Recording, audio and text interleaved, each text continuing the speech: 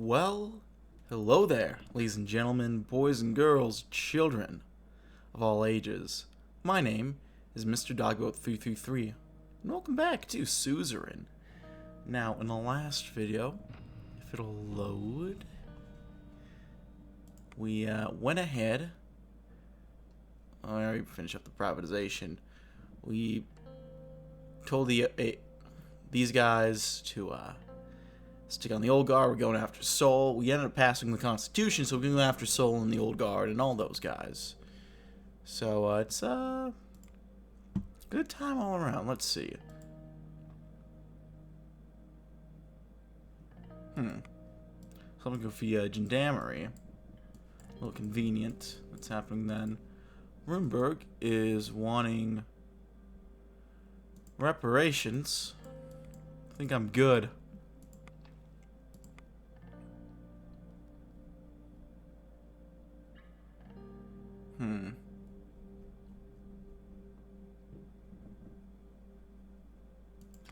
Well,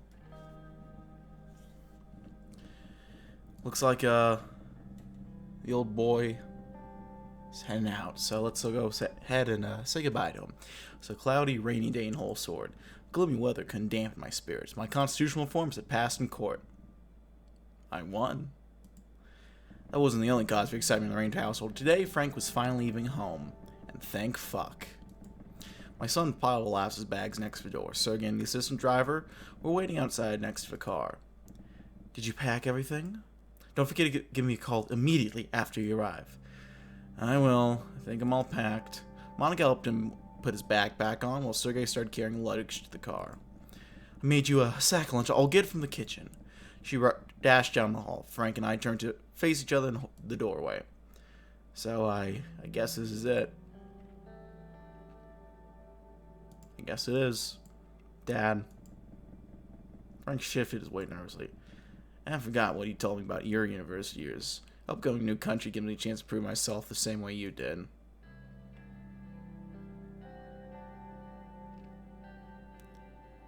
You don't have to prove yourself to anyone, especially not me. Frank smiled. Alright, Dad. At that moment, Deanna rushed to the door. Frank! Frank! I'm gonna miss you. I'll miss you too. Don't forget, you've got to give Mom and Dad an extra hard time for both of us now. Deanna nodded. Okay. Frank picked up her sister and gave her a big hug. Monica appeared in the door, holding a paper bag. I cut off the crust of your sandwich just the way you used to like it. I'm not a kid anymore, Mom. Can't a mother pretend? Oh, Frank. She embraced him with tears in her eyes. Frank looked as if he was about to cry as well. Got her glaring at me over his shoulder. I hope someday she would understand why I decided to send him away. Sergei approached. Sir, Frank needs to catch the next flight of Acacia, which leaves from Whole Sword International in 2 hours. We'll have to leave now to make it. Thank you, Sergei. Frank turned around and took one last look at me. Good luck. Frank nodded before heading to the car. It's skillful to see them grow and leave, isn't it?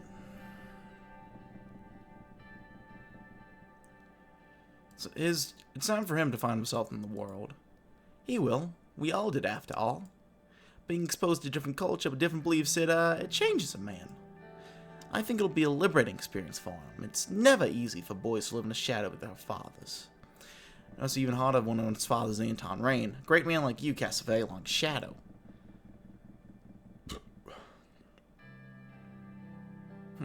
All set. He nodded, looking at his watch. Time to go. Frank waved his hand as he entered the car. The engine started, and they were on their way. Monica's next music drove away. Her eyes were teary. There he goes. It already feels different. She put her hand on my shoulder. I stroked her hair supportively. She turned to me, kissed me on the cheek, and put her head on my shoulder again. At least he has a father he can boast to his new friends about. Anton the Great Reformer. It sounds good, doesn't it? I watched for a few more minutes, even after the car was no longer in sight. Falkland is harassing sort of ships. That's annoying. What do we got? Military. Dispute with the interior, right? For the most part, we're doing pretty well. Our education is catching up. Economy is seems to be mainly in the green.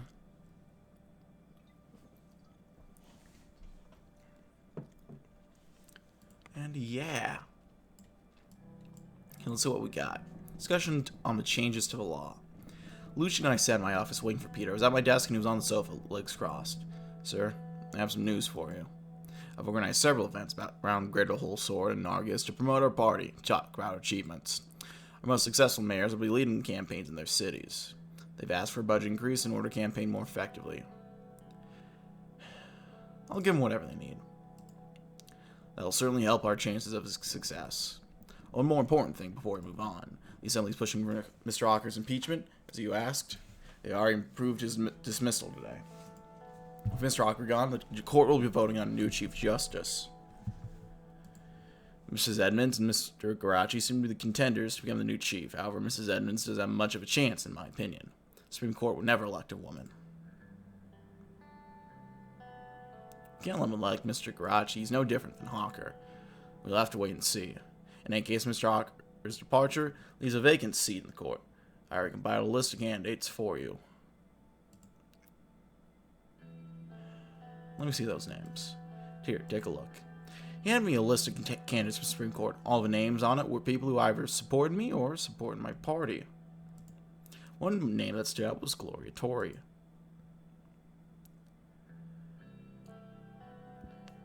I'll pick the most experienced judge.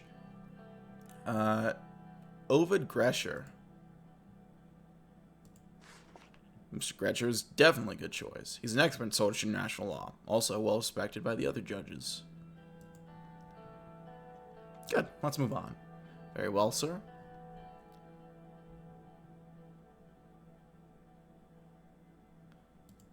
Looked at his watch again.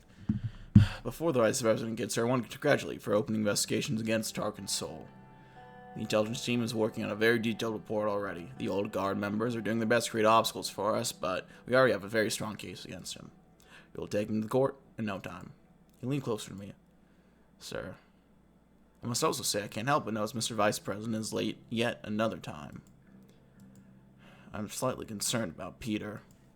It seems as if his mind occupied. He's been late to almost every meeting we've had recently.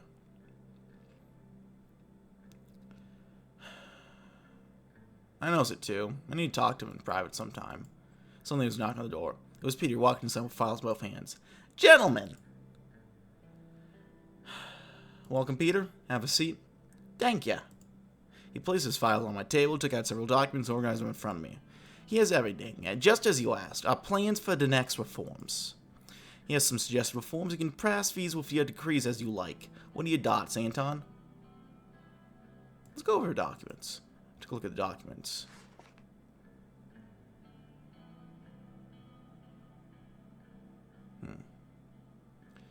So we don't have much in the way of decree powers.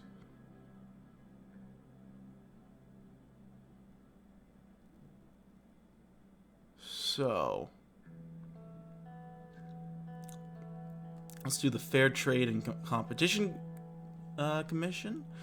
Trade and commerce in Swordland has a few regulatory measures resulting in unfair competition at times. A new Fair Trade Commission can be established via decree to push for fair market competition, protecting local industries through new regulations. I like it.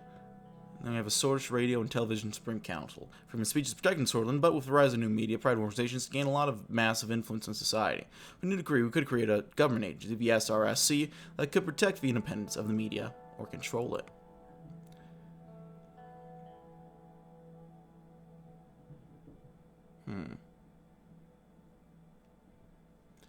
And then we don't have much budget to do anything else, so I think I'll just do this. Leave it at that.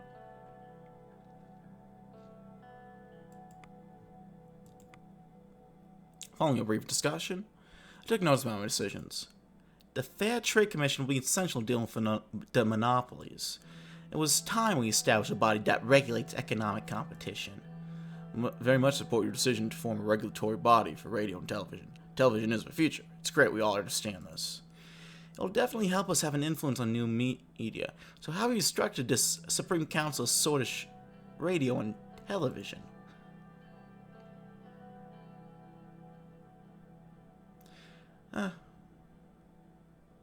I'm being independent, only regulate the content according to some standards. Understood. Well, we both respect your decisions, Anton. But now that everything's settled, I should get to work. We'll catch up soon. Luchan won't just watch. We actually have 6 more minutes. But very well, let's call it here. Thank you all. We got a lot of news. Fair trade and competition, new council. Orso Hawker is impeached. You love to see it.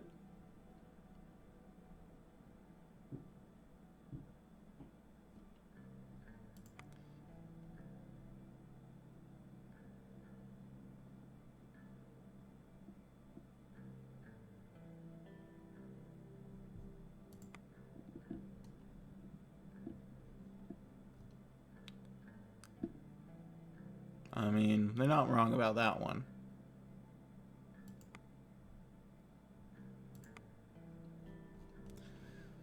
Huh.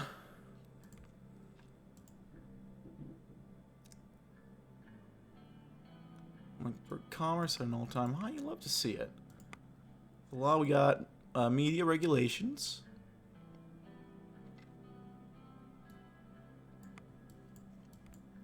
And there we go. We can do factions. Kruger's now the head of the old guard, it seems.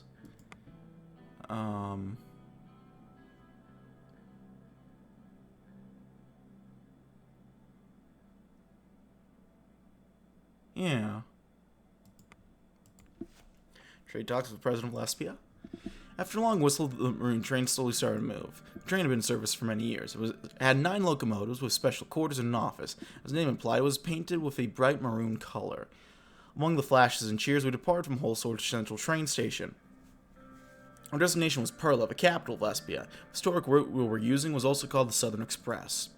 We passed through the Lespian mountain ranges to the lowlands with just a short stop at the beautiful Suzerain, where Lespian security forces joined us. Looking outside the window, the differences of wealth between Volgan and Serra Nueva was extraordinary. I knocked at the door to my office on the train, and Simon entered. Mr. President? Simon, have a seat. Sat down on a chair in front of my desk. Wanted to have a quick chat about Prime Minister Alvarez and give you a heads up. There have been some rumors about his demeanor in public appearances. Go on. He's known to have met with other state leaders while intoxicated on various occasions. Some even call him an alcoholic. Is this something that could affect the trade deal? Honestly, I don't know. He handed me a newspaper. The headline was circling over Stallport. This happened just yesterday. Apparently he was so drunk that he couldn't get off the plane on a diplomatic visit. After this incident, some say he's unfit to serve, but I don't believe that at all. Why is that? Although his presidency is riddled with these kinds of incidents, I also heard he's a shrewd man. Thanks for giving me a heads up. I'm sure we'll be fine, Mr. President. We're almost at Pearl. I'll return to my cabin now. Very well. A few minutes later, with a long whistle, a train came to stop. I waved to the crowd from the window. Lots of reporters that flocked over were pushed away by Lespian security guards. We made our way to our cars, and the convoy began a short trip to that yellow house. The house was situated on the very center of Perla, in the middle of a circular park that was off limits to regular citizens. The park was full of roses on small patches. The convoy came to a stop, and I made my way to the entrance. The assistants directed me to a room to wait for Prime Minister Alvarez. I started waiting in the exquisite room with golden chandeliers. I waited for around 10 minutes, and there was no sign of Prime Minister Alvarez. It was almost time for our meeting. My chair started feeling uncomfortable. I stood up and walked around to look at the various items of the room. A beautiful golden teapot piqued my interest. I admired the teapot and left it alone.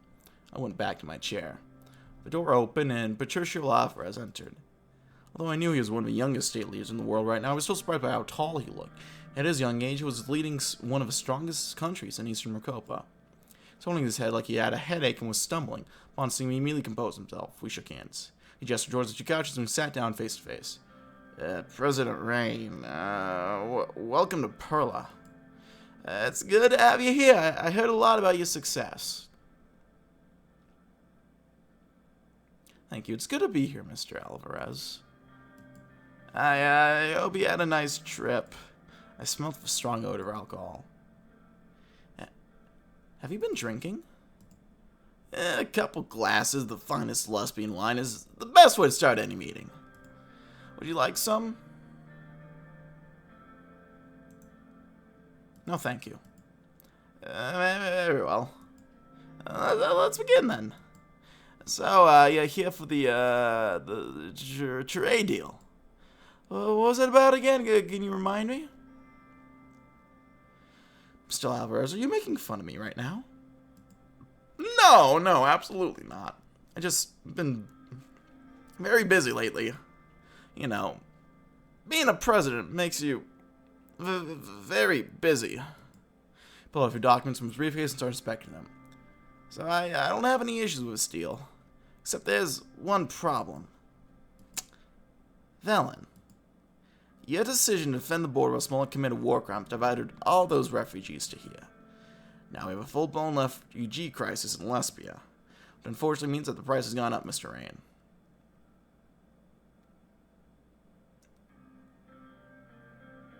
No, the price will stay the same or won't be any deal. It is your choice.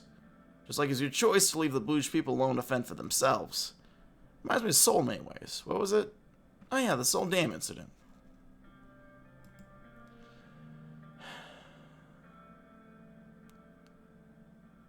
I had to make a hard decision, and this is the result of it.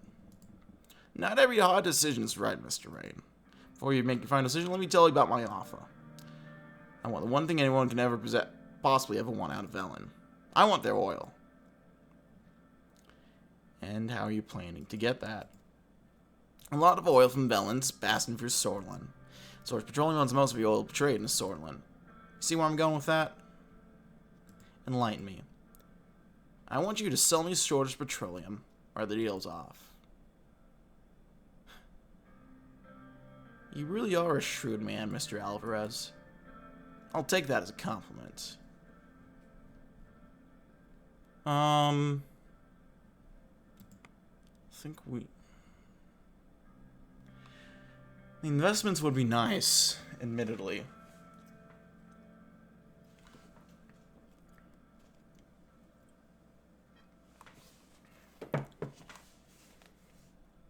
The hidden budget isn't going to be the best, but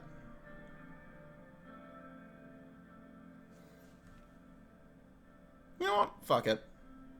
I accept. My favorite phase in the world. I accept.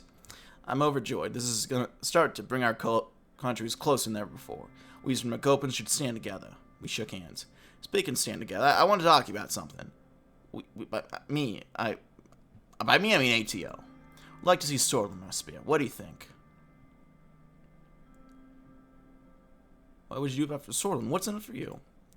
Prosperity in Eastern Macopa. Remedying old alliances. Most importantly, form a defensive pact against United Contana. Clenched his fist and slammed on the coffee table. Those damn communists! We need to stop them before it's too late. Alexander, those barbarians are preventing Helgerland on false accusations. Magnolia's first, Sorlin will be next. To be frank, Eastern Macopa's only way to survival is through ATO. We need the support of one of the largest players in Eastern Macopa, Sorlin. The beautiful country of Sorlin is the key to all of this. We need you, Mr. Rain. We need Sorlin. Are you with us? We defend a continent against the blight of communism.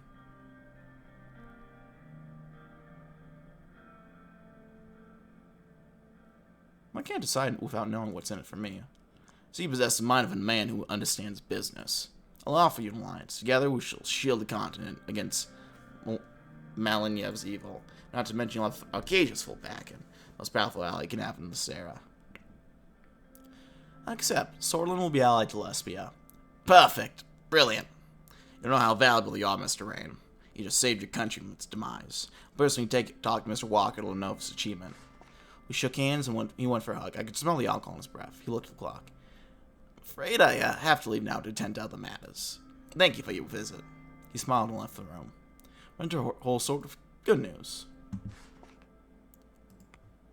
We didn't lose any budget, by the way. You have tariffs in Volglin.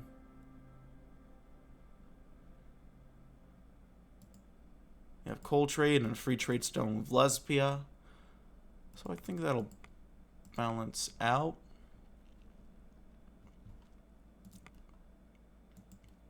It seemed to balance out, honestly. It was a dark, chilly evening when Peter called and asked if we could meet. He gave no details, always said that was important. I drove alone through Holsworth suburbs until I reached the meeting point he named, 147 Bruheck Avenue, number 26, old campaign headquarters, untouched since the night of the election. This is where everything began. I made my way up to the dusty staircase of the office building. The light in the second floor hallway was out, so I used a cigarette lighter to find my way to the wooden door marked 26. I pulled on the handle, but it wouldn't budge. The heavy door had always been a pain to open. Coming. Peter pushed on the door for all his weight, made a screeching sound as it opened. Without further ado, I bid you welcome to this grand nostalgia trip, hosted by yours truly, Peter Vector. He made an exaggerated bow. The dust from the open door was still settling down. Feeling sentimental yet? I remember being cleaner. That's what time does to things, my friend. You're looking a little shabby yourself than you did back then. Come on, you remember this? He walked over to his old desk and pointed to the gramophone that had annoyed our neighbors and kept us company for so many late nights. Peter flipped a switch and filled the room with swing music from the 20s. I'll be damned, it still works. Thought this office was sold off. No, I've been paying the rent. Too many memories attached to this place just to sell it. You know, we might use it again soon. He handed me put his hand under the desk and brought a bottle out. He took a swig of it, passed the bottle to me. Aren't there any glasses? Pal's life is pampering you too much. Just drink from the bottle like the old days. Remember where we came from. Peter snapped his fingers to the music while going through the items of the room. It looked virtually unchanged since election night. Come on, have a look around, see if it doesn't bring back old memories.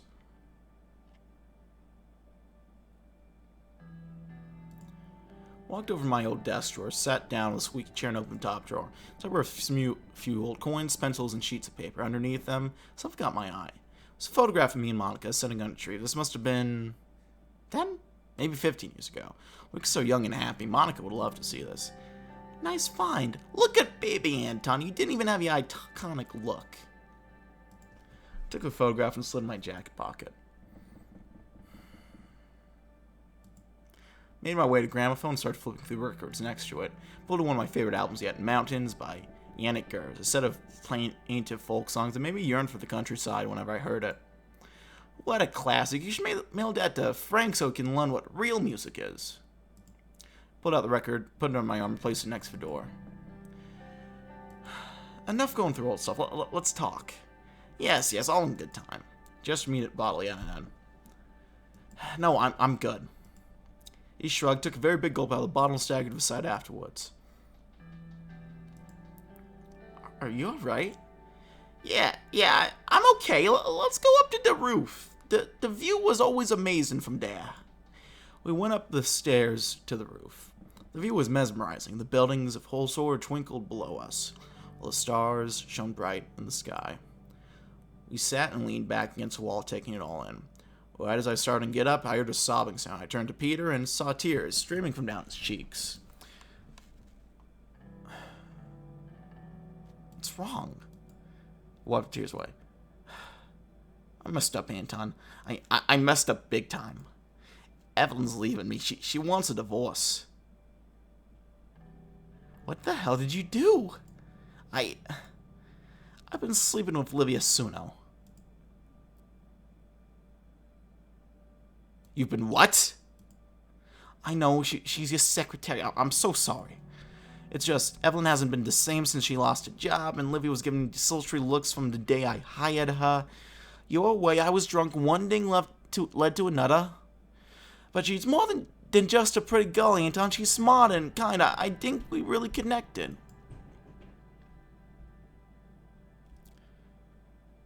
I like her too. That doesn't mean I break my vows and risk a scandal for a bit of horizontal polo.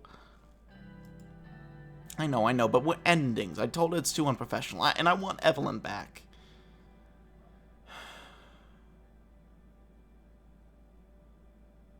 Who else knows besides me and the three of you? Nobody, I swear. Maybe Lucien, because I know he knows everything, but you know he'd never spilled the beans. There was an edge of despair in Peter's voice. He took another drink. How many years have we known each other? How many scrapes have we gotten ourselves out of? I can handle this. Just trust me. I turned to face my friend and vice president. The habits had gotten to him, that had gotten him dubbed the bad boy Swedish politics when we were younger, were no longer so charming coming from a middle-aged man. Yet he was still a capable politician. I couldn't ignore our long history together.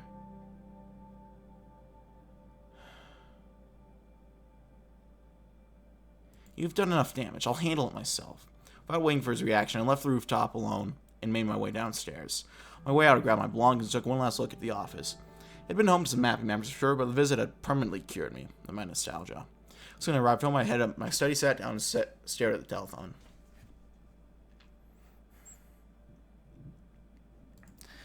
I picked up the phone and dialed Lucian's number. He picked it very quickly. Yes, Mr. President? I told Lucian everything Peter had told me about himself, Evelyn, and Olivia. Thank you for calling me, Mr. President. This serves to confirm some suspicions of my own. We have to meet. Right now? Tomorrow morning, in your office. Early before either of the two arrive. Don't bring this up with anyone else.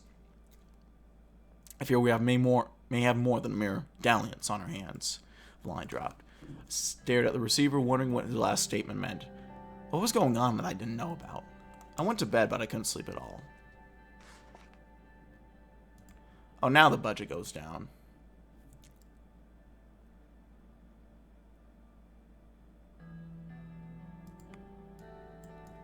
See, Vogelin is sanctioning us.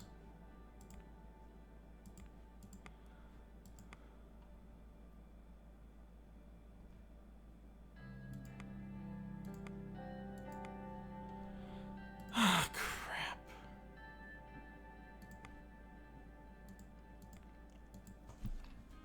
It was early in the morning after my talk with Peter. The sun was just beginning to peek over the horizon. The Moon Palace was empty save for a few cleaning staff. I entered my room to find Lucian already waiting for me. Mr. President, thank you for meeting me at this hour. I couldn't sleep anyway. Very well. I'm pleased that you chose to call me after your conversation with Mr. Vector last night. That was our illicit relationship with Miss Suno. How did you find out? I'll get to that. On his own, given Mr. Vector's established reputation as something of a playboy, this affair is likely to cause much damage. However, more troubling possibilities have been brought to light. A recent conversation with Mr. Hailstone, our whistleblower from Rumberg, revealed the presence of a spy within the Moon Palace. I believe Miss Suno is our mole. She's been using a relationship with Mr. Vector to gather information.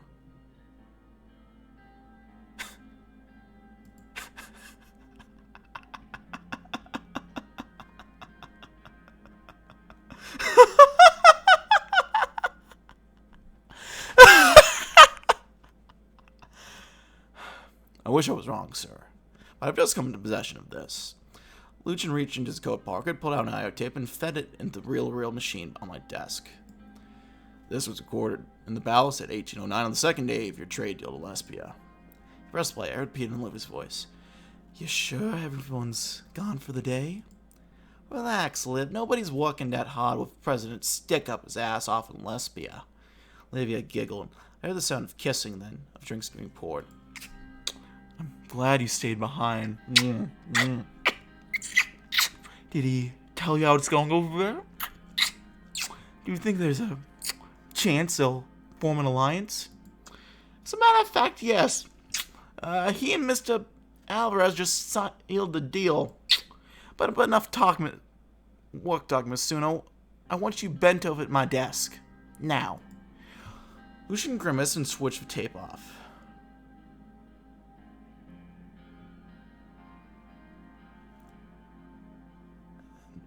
And then what happened? You don't need to hear the rest of it. The important question is, why so much curiosity about these particular alliances? If not because it could strengthen us against Rumberg. And that's not all. I found a resume on fire, and there's a year-long gap between her finishing secretarial school and her beginning her career. Normally this would have been looked into, but Miss Suno was hired before a background check could be completed. By one Peter Vector. Just then there was a knock on the door. Olivia opened it cautiously. Good morning, Mr. President. Mr. Glade, I didn't realize you'd be in so early. Can I get you some coffee? Coffee would be great, actually. Olivia left to make coffee. A few minutes later, she came back with 2 cups. Please, have a seat, Miss Suno. Olivia sat. She looked puzzled. Is something the matter? Enough pretending. Your secret is out. I'm not sure what you're talking about. Come on, Olivia. Peter's already told me everything. Olivia buried her face in her hands. I'm so sorry, Mr. President. I was foolish, and Peter was so nice to me, but it's over now. Nobody ever needs to know. That's not what the President means, Mizuno.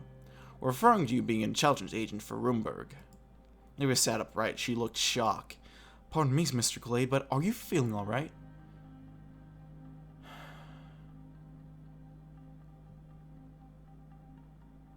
He's fine. What do you have to say for yourself?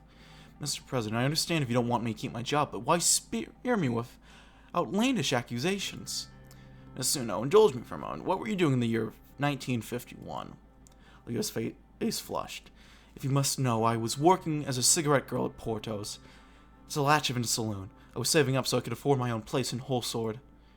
Here's a proprietor's number if you need to double check. He scribbled a telephone number on a piece of paper. Lucian snapped it up.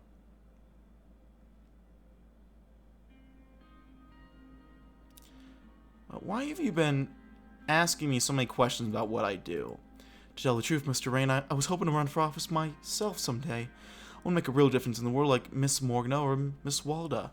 But I guess I messed that up by getting involved with Peter. Now the Rush is going to say I slept my way to the top. And by questioning Peter about Sordlin's potential alliances, I told you I... Wait, how do you know about that? There was a loud pounding on the door. Peter barged in without waiting for an answer. He was unshaven and wore the same clothes the night before. I came as soon as I heard the trio you were in here. Anton, what the hell are you doing? I told you I had this under control. Sit down and shut up. Peter took a seat on the far end of the sofa. He looked over Olivia and noticed her troubled expression. God, why involve her? This is my mess. She did nothing wrong. Well, there's a small chance she could be a spy. What? I have reason to believe that she's been relaying information to Rumberg, information that you leaked to her, and your carelessness. Lucian rewound his tape and played it again. As Peter listened, his eyes wide in disbelief. Lucian, you rat bastard! You've been bugging my office!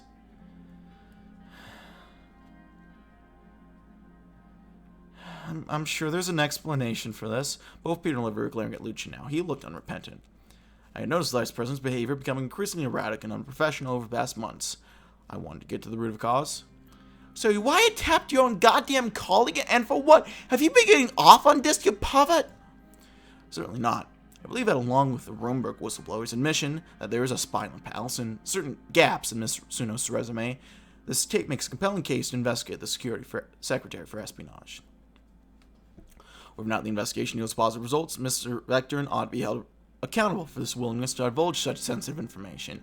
He ought to stand trial or, at the very least, resign. Peter's jaw dropped. Olivia stood up. If I may, Mr. President, I've been paying attention to what goes on in the palace, not because I'm some sort of agent, but I have a genuine interest. Hard as it may be for you to believe, Mr. Glade. She scowled at Lucian and then turned back to me. And from what I've seen, this man has been attempting to undermine your Vice President at every turn, perhaps with the goal of replacing Peter himself. Of course you say that. Peter's your lover. Olivia looked at Peter at the end of the couch. Her eyes softened. He was my lover. We put this behind us. The two of you ought to do so as well. Lucian frowned. My personal misgivings about Mr. Vector aside, I would never do anything to harm this administration. Mr. Vector, on the other hand, has at best committed adultery, and at worst delivered state secrets straight into enemy hands. Who could I believe? Lucian? Can I speak to you alone for a minute? Peter and Olivia exchanged warning glasses before exiting my office. What are you going to do, Mr. President? Honestly, I ought to fire you for surveilling Peter. What else could I have done? You couldn't look past your history together and see what Mr. Vector for who he truly is. You still can't.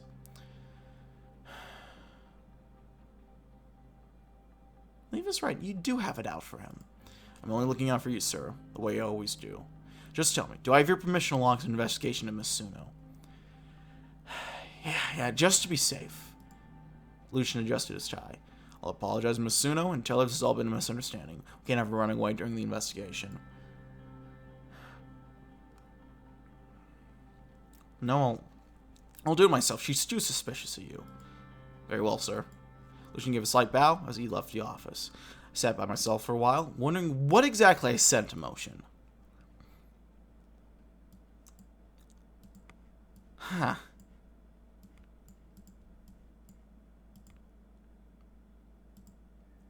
Several days had passed since I ordered the investigation into my secretary, Livia Suno. Both Peter and Livia had been acting unnaturally nice to me, believing I let them off the hook for their affair. Seemed to be avoiding each other in the hallways, though. Just settling in when Lucian knocked on my door. Sir, I'm on your time. I motioned for him to come in. He sat and closed the door behind him. Our secretary traveled to Latchavin to speak to the owners of the pub Miss Suno named. They confirmed that one Livia Suno had worked there. The description of her did not match that of your secretary. However, it did match that of an unidentified corpse that washed up in Lankberg Bay 2 months before inauguration. Oh. Shit. Further investigation by operatives in Rumberg matched Miss Suno's description to a woman named Leia Vance, last seen graduating from Crimsad Political Science Institute. A whistleblower from Rumberg recognized the name Vance as belonging to a deeply embedded covert agent, although he had previously assumed it was a man.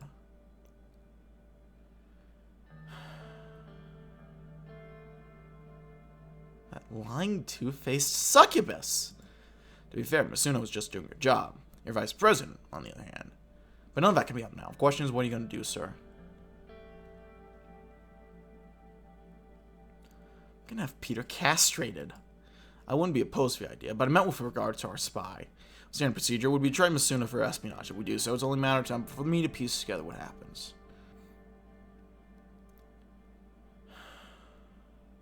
Outwitted by a woman. Wouldn't look good. That's why you must let Mr. Vector take the fall.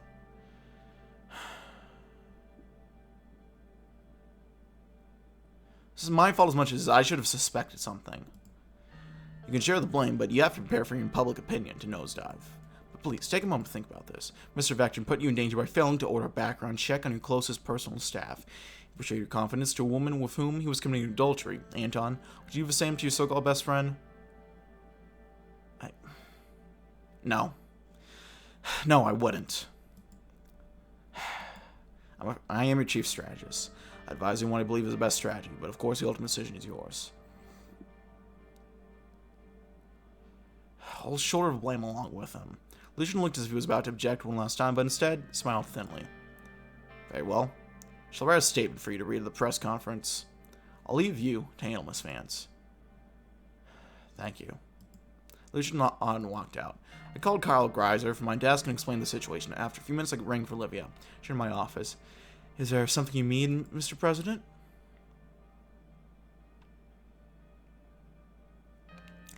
Yes, I need you to stop pretending. Barely perceivable flash of fear crossed her face. What do you mean, sir?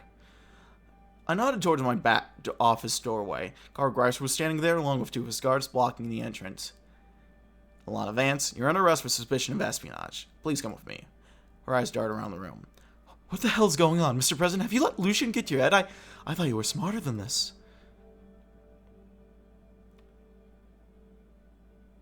You're gonna pay for your lies, Alana. Carl's men grabbed her arms and began dragging her out. No, you can't do this to me. Peter, hearing her cries, rushed out of his office. Liv, what in the hell? Anton, what's going on? Her name's Alana. Lucian was right about her. She's a spy. No, that can't be true, can it, Liv? I won't say another word without a lawyer present. She looked Peter square in the eye. Accept this. You're a saddled drunk and a lousy lay. Honestly, if I were a Rumberg spy, I'd barely have to do a thing. You two have Sortland ripe for the taking. She straightened up, ran a hand through her curls, and allowed Carl to lead her away. Peter sank to the floor in front of me. Anton, what the hell just happened? Come into my office. You're making a scene out here. Once Peter was in my office, shut the door and explained everything that Lucian told me about Livia. And you believed him? Well, better safe than sorry, especially after what she called me. At least we finally have this old deal behind us. Let's get on with running the country, shall we? I actually have to tell you something. Yeah, what is it? Lucian wants you to resign. Peter looked up at me with an indignant expression. Of course he does that thing. Did you tell him off? This is as much as my fault as yours. The administration will take that. Wow, I can't believe you do that for me. Get prepared for the press conference. I suggest you do the same. Sure, of course. Can't believe I was so careless. It's gonna be a whole new me from now on, Anton. I promise. Watch him leave. A whole new Peter. I hoped he was right about that.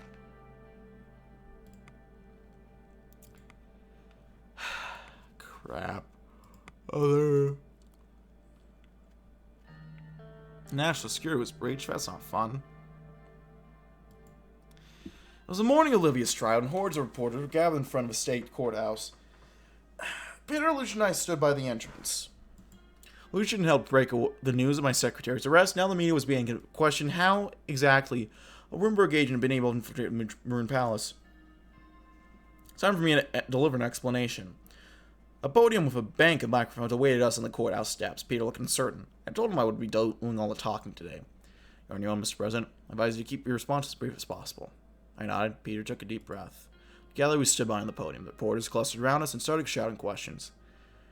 Thank you for coming. As you are aware, Alana Vance, the Rumberg spy who posed as my secretary, is currently on trial for espionage.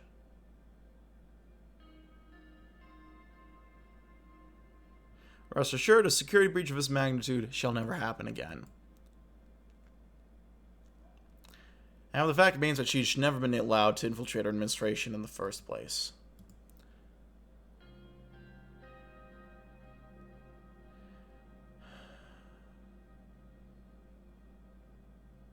I and Vice President Peter Vector would like to take this opportunity to apologize for a disgraceful lack of oversight. Journalists gasped and murmured. Peter turned to face me, his mouth hanging open.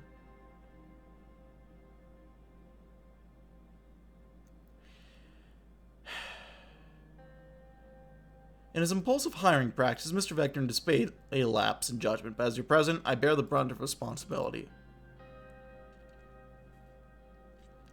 I have failed my duty to keep this country safe and secure. I hope I can regain your trust. No, this isn't right! So I was beating on Peter's brow. He grabbed the closest microphone. Please, don't listen to President Rain. This is all my fault. I was drunk and reckless. I broke my marriage vows. My selfishness comprised the Rain administration and all Swordland. Tears started streaming down his face. I've been a sorry excuse for a husband and a terrible vice president. I resign. The crowd became even louder. I turned away from the microphone and looked at Peter. You don't have to do this. Yes, I do. You never survived the time otherwise. I owe you this much after all I did. The reporters were waving for us. One woman in the front looked particularly insistent. Mr. Vector, I will be answering questions on the Vice President's behalf. Mr. Rain, was Mr. Vector implying that he and the covert agent posing as President Rain's secretary were engaged in intimate relations?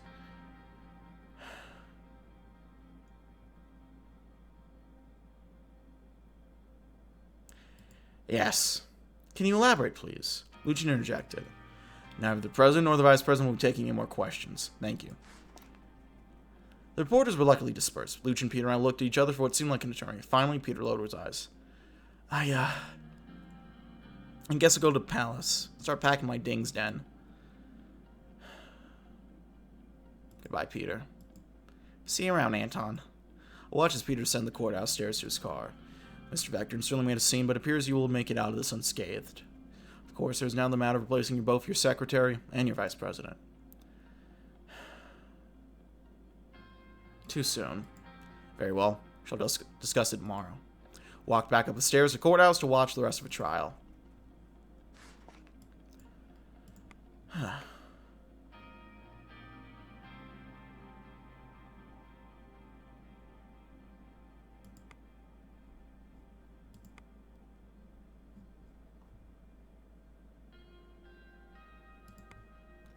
What a mess. Jesus. I guess we'll should probably select a new VP, huh? It was here. The day I'd be dreading since Peter's resignation. The entrance to my office, my new secretary, Sylvia, took my hat and coat. She was a matronly woman in her 40s. She had a spotless background, assisting various Maroon Palace officials. Replacing Olivia had been easy, but replacing my vice president would be difficult. Sorter's law dictated that if the vice president failed to complete his term, new candidates would be put forward by members of cabinet. After much deliberation, the list had been narrowed down to 3. Lucian Galad was the front runner, followed by Gloria Tony and Albert Clayton. It was up to me to decide who would fill Peter's shoes. I went chat with him one-on-one before making my decision. Just begun to settle on my desk when I heard a knock on the door. Lucian entered and perched on the chair across from me. Sir? Well, you know why you're here. I do. My current capabilities as chief strategist, I've evaluated the experience and capabilities of your potential vice presidents, objectively and by far most qualified candidate. Also advise you not to think only of our long history together, but also many crises I've helped shepherd you through. I won't say much beyond that. I believe Mark speaks for herself. Such a valuable strategist, I don't know if I could afford to lose you in that capacity. As vice president, my ability to serve you in this administration will only increase. Lucian got off his chair. I expect you to make the right decision. He left my office. Just a minute later, there's another knock at the door, and Gloria Tony came in. Mr. President? I must say I was not surprised at all when my name was put forward. You seem so... Tell me, Gloria. Why should I pick you? Put simply, what I bring to the table is years of experience. I've been a member of the Assembly for almost 20 years, and I've spent 7 of it as Speaker. This alone speaks for itself. As you know, I'm also the leader of the conservative wing of the party. You can see where I'm getting at.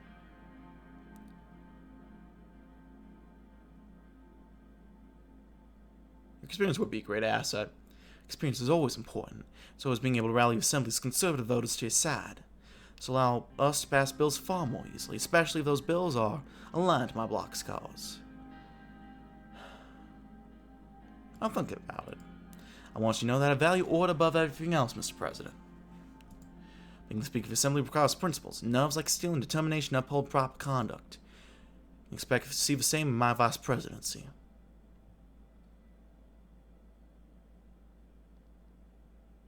Being a woman could also prove advantageous. Not just any woman, a strong woman who was able to protect order in a room full of unruly men for 7 years. Think about the message it would send. The first woman vice president of Sorlin, no, the first woman vice president of the whole continent. What support you would lose among traditionalists, you'd gain a tenfold among Sortish women. As much gain from selecting me, Mr. President, I believe you'll make the right choice. That'll be all for now, thank you.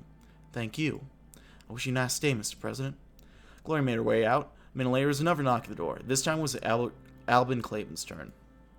Greetings, Mr. President. It's a great honor to have been chosen as candidate. Really terrific. I'll be straightforward. Why should I pick you? As you know, I represent the former swing of the party. What Solon needs today is not only catch up to more modern neighbors, but to surpass them. I believe we can do that. No, I am sure. However, this is only possible. We've set aside the differences and unite as one. This is the outlook I wish to bring us to the position of Vice President, so that Swordley can excel and soar to new heights. Very idealistic. I like it. Thank you. Fact is, if I'm the Vice President, former members of your party more likely to support you and your causes. Smooth the passage of bills and help move our administration and our country forward in record time. That makes sense. What this country needs is more dynamic, youthful leadership. Look at you, President Rain. You've become the youngest member of the Assembly and completely rejuvenated Storage politics. I want to do the same. We need to be able to take the risk to make gains, and that's only possible with a forward-looking perspective.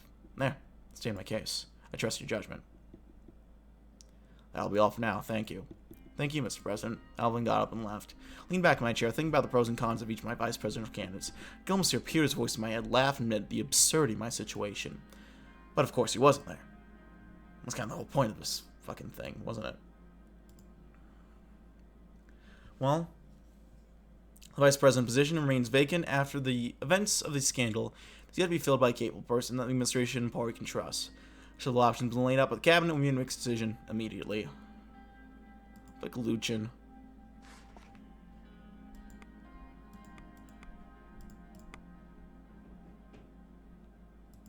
I'll need to update soon.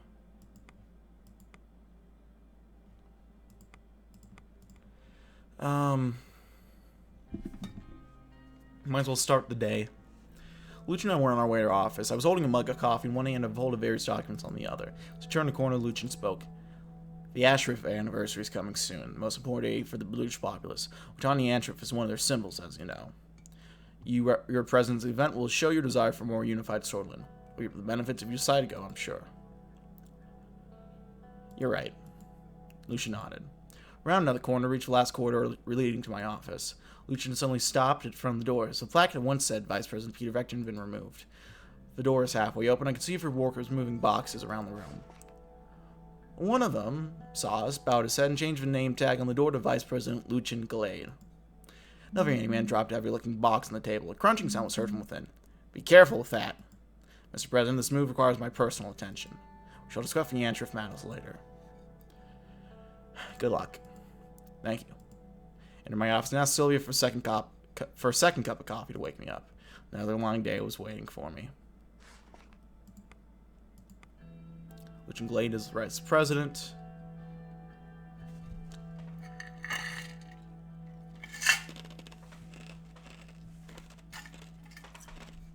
Well, Radical likes him more than Peter.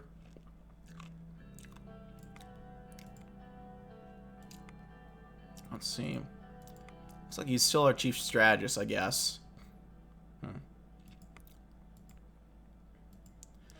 Sitting in my office, I looked at the clock. 2:26 p.m. It was almost time for my appointment with Chiara on women's rights. There was a knock on the door. Chiara opened the door, folded in her hand, so the door did not close behind her. Monica entered the room and stood next to Chiara. Mr. President? Anton, before we start, I just want to thank you for agreeing to this meeting. I've been dreaming about this ever since I volunteered with a social legal woman. I can't believe the moment's finally here.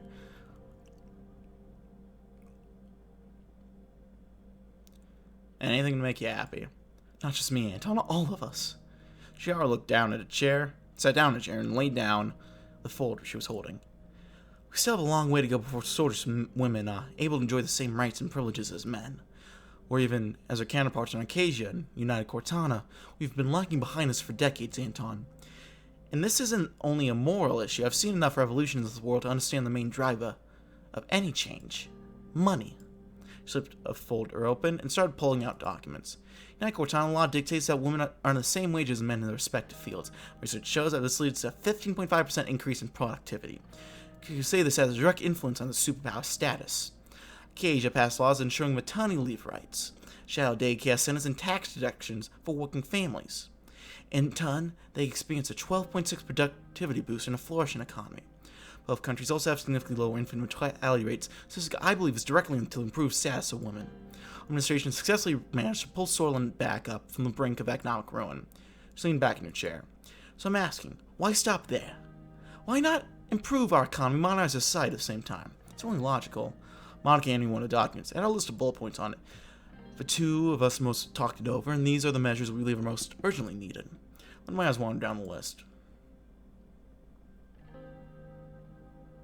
Criminalizing domestic violence. I shouldn't have to tell you how crucial this is. It's utterly unbelievable in the day and age swords men are legally allowed to beat their wives. I agree, it's a travesty. I'm happy we're on the same page. As incidents are especially high within Bludish communities, I would also advocate for setting up a special domestic violence task force in collaboration with Bludish women's rights organizations. Monica looked at her strangely. Are you sure that's something we ought to focus on? The Bloods are different. They have their own rules. Monica, I'm surprised at you. We can't let women suffer under the patriarchy, no matter their ethnicity. Well, we should lift up all sorts of women, Bloods included. We can discuss particulars once the law is passed. Gender equality in public education. Jargrin. You know how much this means to me, and you've witnessed the dangers firsthand. The girls are shut out of a real education unless their parents have the means to get them out of the public school system. So many bright minds are being lost. I wouldn't entirely demean the old system, Chiara. Gianna still loves her handicraft classes. I'm not saying we take those away. Maybe boys should learn handicrafts too. Monica burst out laughing. Imagine Frank in an apron. We've had this conversation, Chiara. I'm entirely on your side. Good. Then we see how it matter. Supporting working mothers. Chiara nodded. It simply isn't fair that women in the workforce are punished for having children. Remember what I told you about Janice, my friend who basically got fired for being pregnant? That would never happen to a man. Paid maternity leave and state-subsidized daycare centers would be key in keeping more mothers employed. Monica, you always said you never regretted giving up career to raise Frank and Deanna. Anton, I never had a choice. Moving on. Equal treatment in the workforce. Well, that's an easy one. Right now, Sordlin is one of the continent's largest pay gaps between men and women. We need legislation ensuring that a woman doing the same job as a man is paid the same wage. We should also introduce quotas to get more women in positions of power, in the assembly, for instance, or on the boards of corporations. Eventually, narrowing the pay gap is far more pressing issue, and would bring financial independence to countless lower-income women. Chiaro, we've never talked about this, but I always thought with more women in power, high status for all women would naturally follow. Women are stopping because they don't make a living wage. That's a damn sight more important than your friend Janice being passed over for promotion.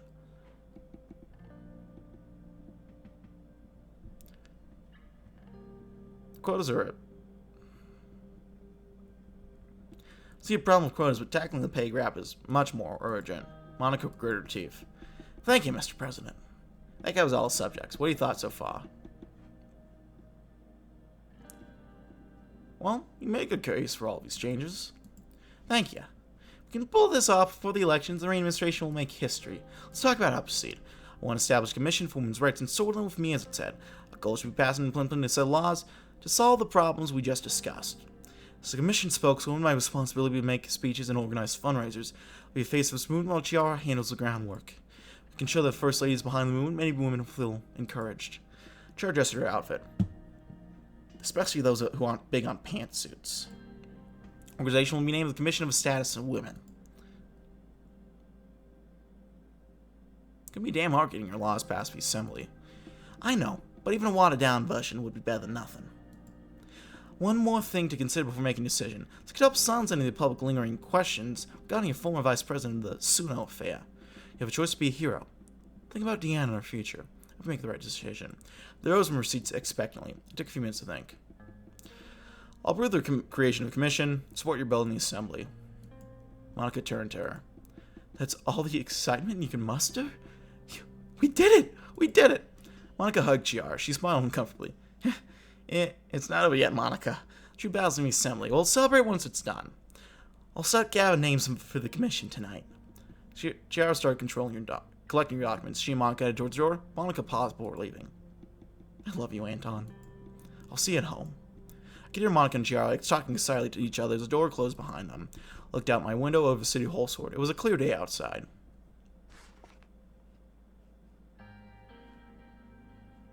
Well, there we go.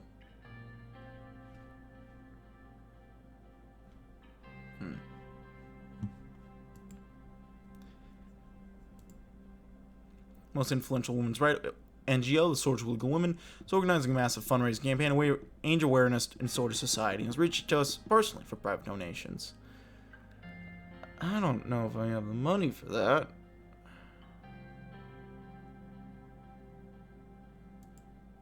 I'll save on to the money. Mediation of a dispute in the Gnamery.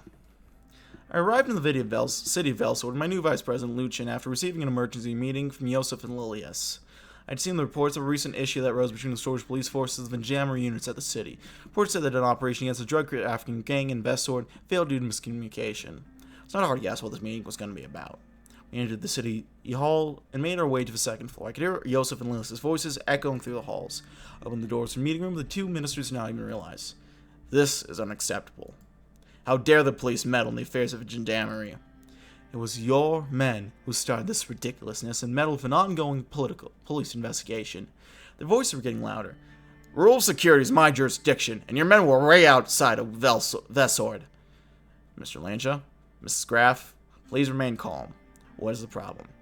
Mr. President, Mr. Vice President. Apologies, Mrs. Graff here fails to understand her place. No, Mr. Lancia, you're the one who does not understand his place. If you continue to do so, you will pay for it one day. Slammed the table, which shocked the ministers. They fell silent. Yosef, let's hear your side of the story. Lieutenant General of the Gnamery was tracking a drug trafficking ring in the countryside of Velsword. We immediately acted on it. Just when you were about to raid the hideout with live weapons, the police units arrived on the scene and alerted the criminals. As a result, the criminals got away. Isn't there a line of communication between you? There is. The Ministry of Defense decided to avoid notifying the police department about the planned raid. The same thing could be said about you, because reports showed that you knew about the gang and their stash in the country. Tapped on the table with my fingers. We're getting nowhere. We need to find a middle ground. I think this was the last drop. Internal security matters should be handed to the Ministry of Interior completely. We are the Ministry of the Interior for a reason. We can't let any more screw-ups like this happen again. She looked at me. I want the jammer you transfer to the Ministry of the Interior. What?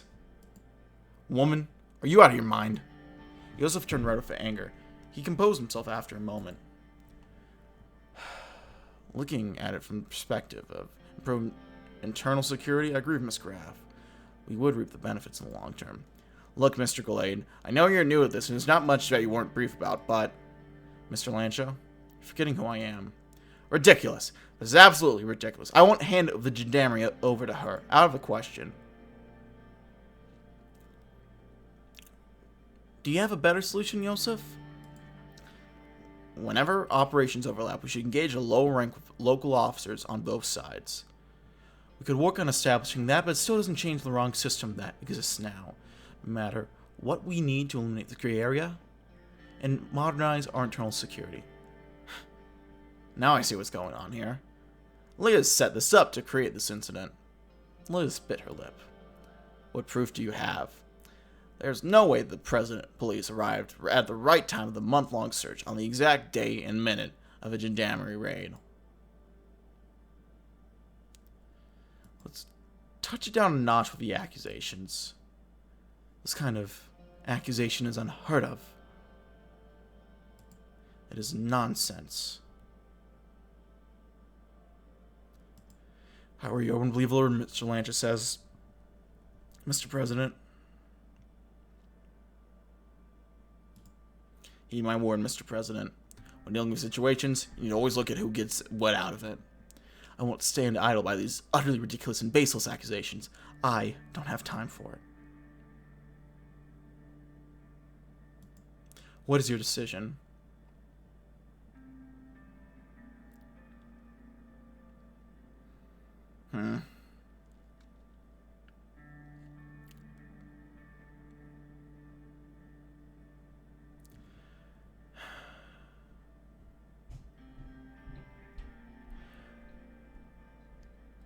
This is a tough one. I've usually done the bottom because I don't want to piss the military off too much.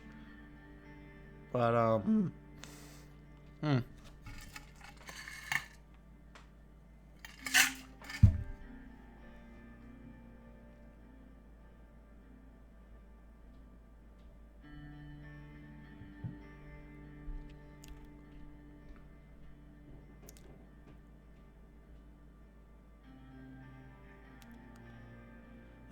there'll be no change related with gendarmerie operations.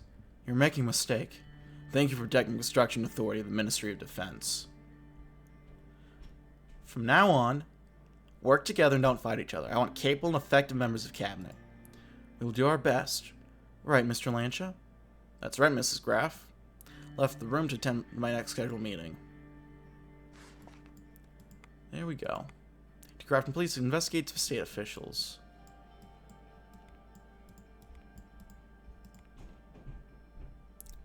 On investigation report, ACP is continuing investigation. A few leads have been covered, revealing several low cases of corruption, as well as high-ranking priority officials' possible ties to the Bernard Circasse assassination. These will be duly followed up upon. Oh. I had a scheduled meeting with Pascal to receive the annual health report. He arrived in my office with stacks of papers underneath both arms. Mr. President. Put the mounds of papers on my desk and made a loud thud sound. I know this seems like a lot. Reviewing it shouldn't take more than a day. Measure the pie again. Maybe 2. Very well, thanks for bringing these in. No problem at all. They contain very important information about the status of our healthcare. Salaries, spendings, hospital reports, whatever you like.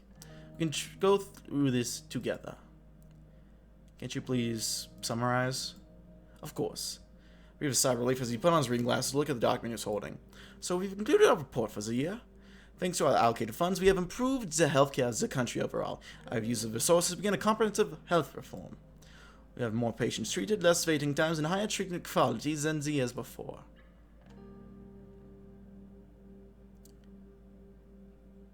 It's great to hear. Thanks for your hard work, Pascal. This wouldn't be possible without your advised decision, Mr. President, so thank you. The certainly the dispatch challenge Lesbia even Volgslin on the matter, but we're not there yet. However, give it 4 more years and may surpass them. No, Pascal, we will surpass them. Yes, we will. Moving on. Pascal sent the rest of the documents before putting it down. The investments we poured into our rural healthcare facilities has paid off greatly. The quality of care increased due to upgraded equipment, and we are able to hire more healthcare staff. Make sure they know we're the ones who gave this to them. There's no need. They have it, you know. All these efforts have resulted in a clear increase of quality in health services provided to our citizens. Now I've given you a short summary. There's a very important matter to discuss. Leaning over to grab his briefcase, he pulled out a tan-colored package. The package was stamped with big letters but read confidential. Pascal opened the package and brought out a few documents. He handed them over to me. I took the documents from his hand. His report from the Ministry of Health. Each page had a stamp on it that read for President's eyes only. The report was titled, Polio Outbreak in Bergia. How bad is it? For now, it seems to be under control. We have currently a few villages under quarantine. The total number of infected is currently 1467. Death toll is 23 so far. If there are more outbreaks, the results will be terrible. Thankfully, we have received additional funding to our healthcare. This should cover the infection ratio, although I'm afraid even that might not be enough. It's a very serious matter, Mr. President. Lives of citizens are at stake. I'll do whatever it takes to eliminate the threat. With that attitude, I have no doubt we will succeed in that. We have done our research. There is a cure. Vaccination was recently invented in the United Cortana by a doctor that finally has been made available for free in the entire world. No matter what people think about Cortana, if the thing happened in Arcadia, we'd be paying the price for it. Thanks to a very good decision made by you to increase the funding for our healthcare, we have the capability to produce the mandate of the vaccine locally. I'm afraid simply having the vaccines won't help. We need to make sure they are administered. We need to implement a nationwide mandatory polio vaccine policy. With your orders, I can immediately get to work and ensure we are doing whatever it takes. This may seem excessive, however, it is absolutely necessary. Whatever it takes to protect Swordland, do it. Excellent. Now, if you excuse me, I must get to work immediately. He got up from his seat. Thank you for your time, Mr. President. He left my office, leaving me alone with a lot of paperwork to go through. Country overview. Epidemic prevented. There we go.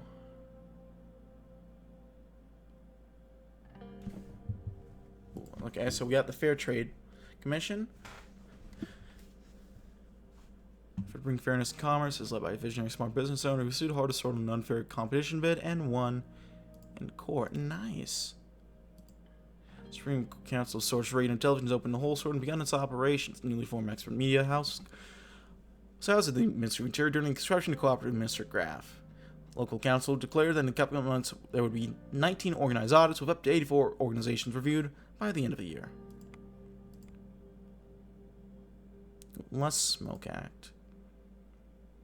The Assembly passed an amendment to the Tax Bill of 1944 in order to increase tax revenue and reduce the excessive amount of tobacco consumption in the general populace. Section 1 of the DB333 which imposed a 10% tax on all tobacco packages will be increased to 30% on all tobacco products sold in the country. Section 2 will protect local industries by giving a full tax exemption to the products are destined to export to other countries. I'll sign that.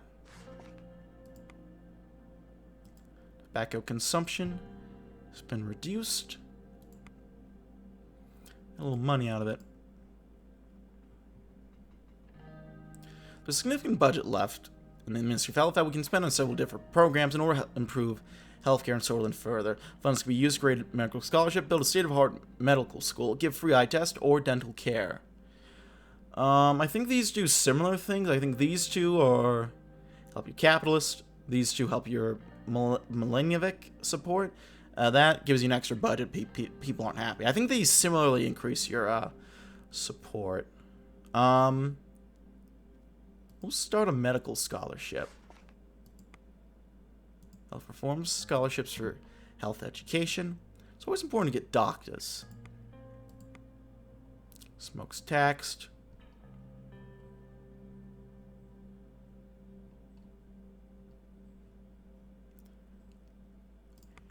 Good stuff.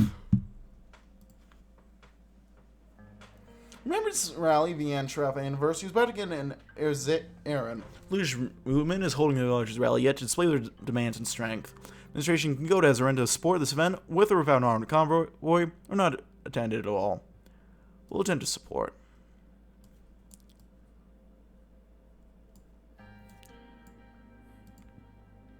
Solidarity for Watani Antwerp's anniversary. After finally making a stop in Dire, meet with Governor Bergia Felix Braun, we finally arrived in the ancient walled city of Suzerain. More than 2 decades ago, the city gained particular importance for the British people due to the Azam incident. It was the reason for our visit. It was the anniversary of the Azam incident, of the death of Watani Antwerp. The event took place in the aptly named Azam Square, just several blocks away from the tragic Azam incident, which currently lays under Lake Seoul together with the ruins of a sunken city. We drove in the present Qiddiya as we entered the city's old paved streets between its rundown buildings. Our convoy could barely fit the narrow streets, disrupting local traffic, creating a noisy chaos in this normally tranquil city. The passersby looked upon us with concern as we drove towards the square. I must say this was a good decision, sir. It's helped ease tensions. I hope so. If you play your cards right, I'm certain. We're almost there. I can hear the crowd. I hear the chants and shouting from outside, Lucien leaning closer to the window, listening to their voices. They seem to be chanting Yolak Bluderat. That means free bloody and blutish, or something of the sort. We approached a large crowd that was assembled in the square. There were probably at least 10,000 people. Our vehicle came to a stop. My driver exited the vehicle and opened the door for me. We were greeted by Mansoon Leke. He wore a coat over his suit, which was marked with red and turquoise stripes of the British movement's flag. He moved forward to greet us. Welcome to Suzerain, Mr. President. We shook hands and I raised his hand in a display of unity. Some within the ground started clapping. Mr. Leke? Mr. Glade, welcome. Shall we move into the sanctuary then? Let's go. We started making our way to the Suzerain sanctuary, which stood at the end of the square. Much smaller replica of the arch sanctuary in Dire. This building emanated a mystical aura due to its age and its blackened walls. We entered the building through the ornamented large metal gates. As we walked, the loud noise of a crowd started to fade out. Everyone started to get quiet for the ceremony. Those of the candles were burning inside the sanctuary, one for each person that died in the Zam. The red candle of the center was for Watani Ashraf. On a certain gesture of the candles. I picked up one of the candles. He followed up the candle. He picked up the candle for Ashraf and started walking out. Many others followed suit, including us. The atmosphere had completely changed. The crowd was now completely silent. We slowly walked towards Ashraf's grave. On the way, hundreds of people joined with us. When he arrived, he pointed out a huge standing torch above the grave. We lit the torch together. I turned around and realized the sheer amount of people who were following us. They were all looking at me, waiting to hear what I would say. Brothers and sisters, we're here to mourn Watani, Antwerp, and many others who lost their lives.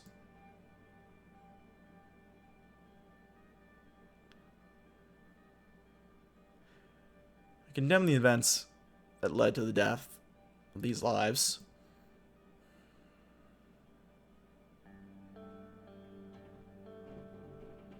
I assure you this administration will do its absolute best to mend these wounds. An old man from the crowd yelled, "He is right!"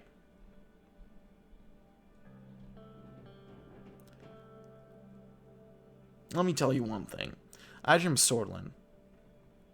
A truly united Sordland.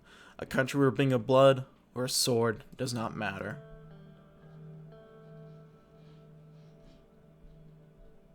I feel responsible and ashamed for the actions of my predecessors. Most of all, I feel the desperation to remove this black mark from our history.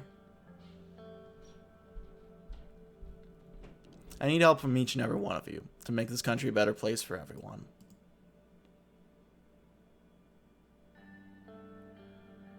Are you with me? There's no reaction from the crowd, only silence. Man soon leaning closer to me.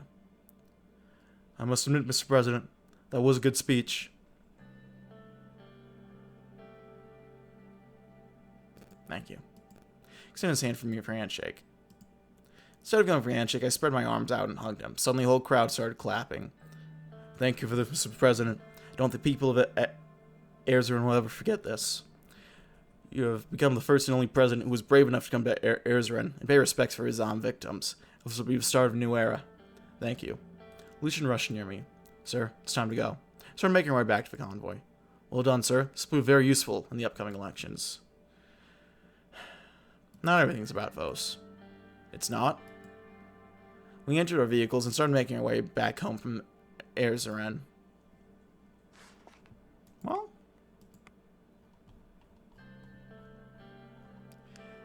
we did a lot of stuff, didn't we?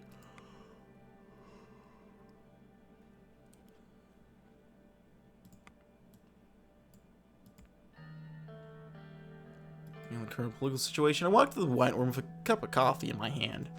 The Vice President had scheduled a meeting on the current political situation. Opened the door into the room, Lucian immediately stood up. Good morning, sir. Good morning. I want to provide you with some quick updates on the current political situation. Pull out a few documents from a briefcase and lay them on the table. As you know, I've been working on improving our public image. However, the decision that needs to be made. Initial reports are showing, especially among the youth, advertising over television is becoming a very effective method. Consult a few advisors. We would like to put on a televised campaign. Seoul's largest advertising agency is already on board to produce the spots. For this, we'll be giving security clearance to come in and take photos and videos in the Moon Palace. Specifically, they want footage of the president working and posing. They think that people can feel closer to their leader in their homes. What do you think?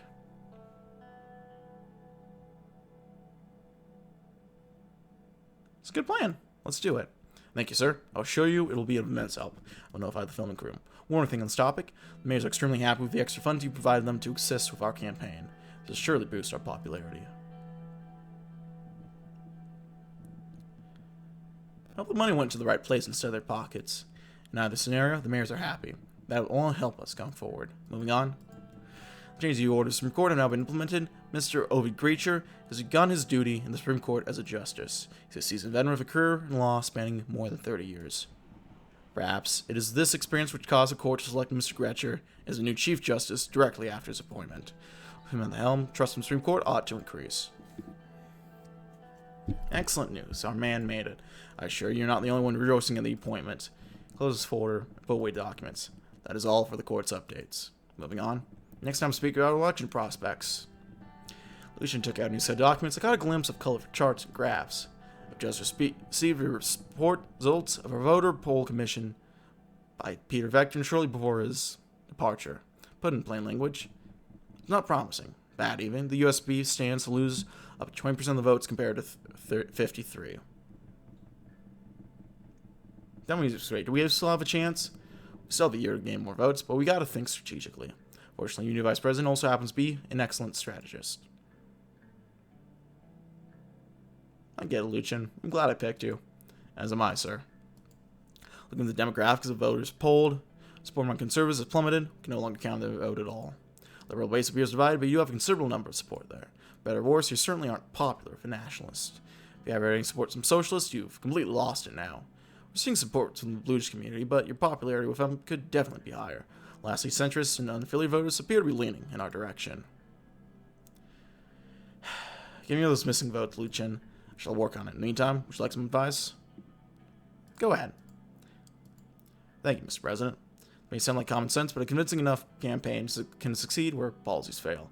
Choosing to focus on your campaign was already a good start. I advise you to seize every chance for exposure that you can. Like that television ad. Yes, precisely. On another note, there's not an insignificant portion of the undecided voters who don't care about who occupies the Moon Palace, as long as the economy is running smoothly. Robust economies, such as the one we have now, can make up for a multitude of unpopular policies. Thanks for the advice. Lucian nodded in acknowledgement. Our country seems to be stable so far, but we should avoid further crises if we want to come out of this term strong.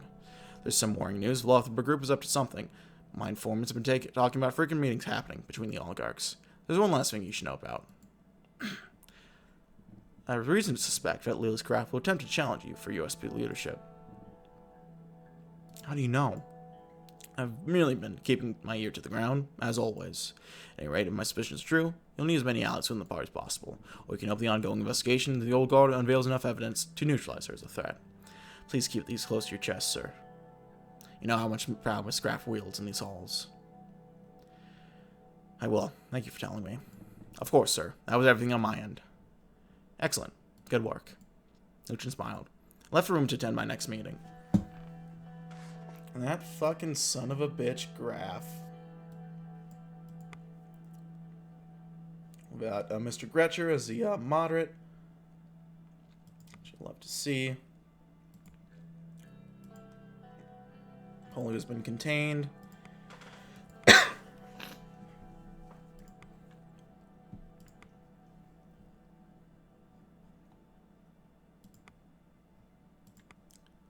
So we got health reform. What do we got? Got a reconciliation process.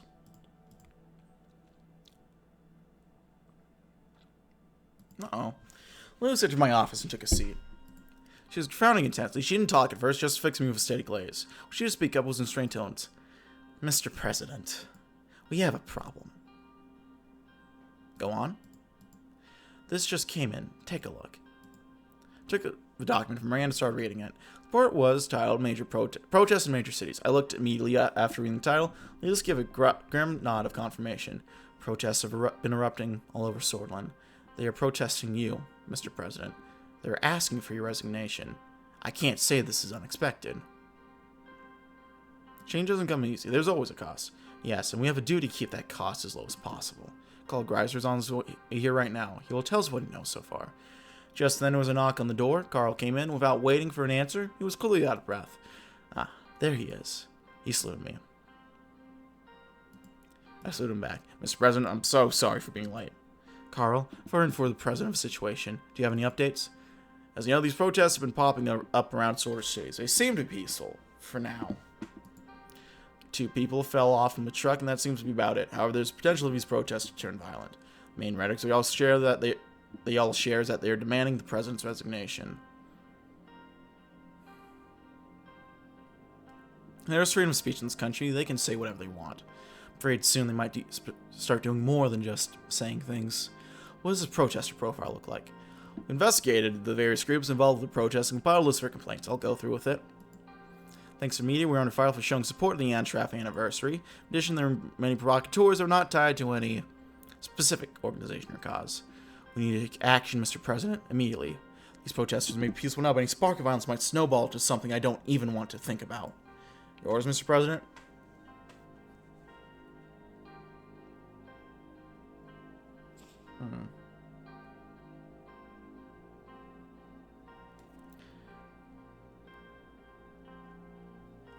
Catch the ringleaders, sabotage their plans. Yes, sir.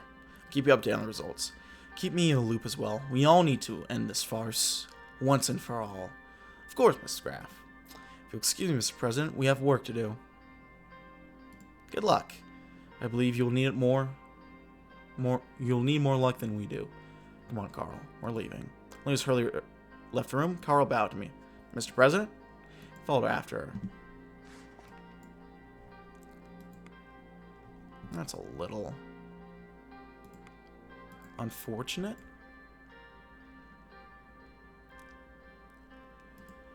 Let's see. Ooh. What do we want to do?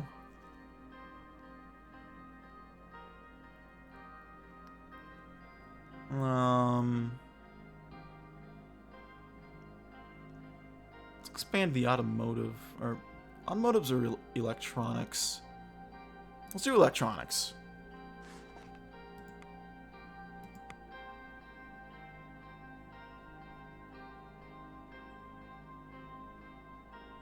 Nice. The Security Act.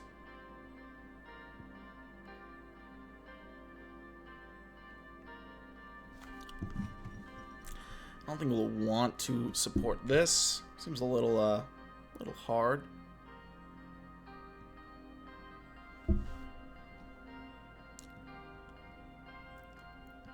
But check my guide real quick. Is that my Duolingo? Yep, I gotta do my Duolingo after this.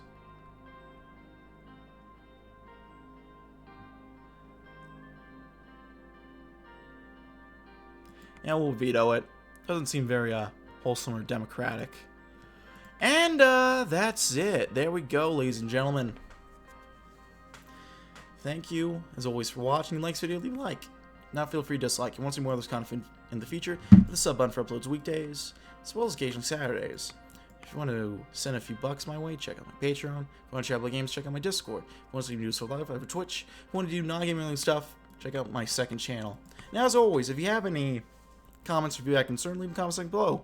I read all the comments I get and appreciate any other feedback you might have for me. Thanks always for watching, ladies and gentlemen. My name has been Mr. Doggo333.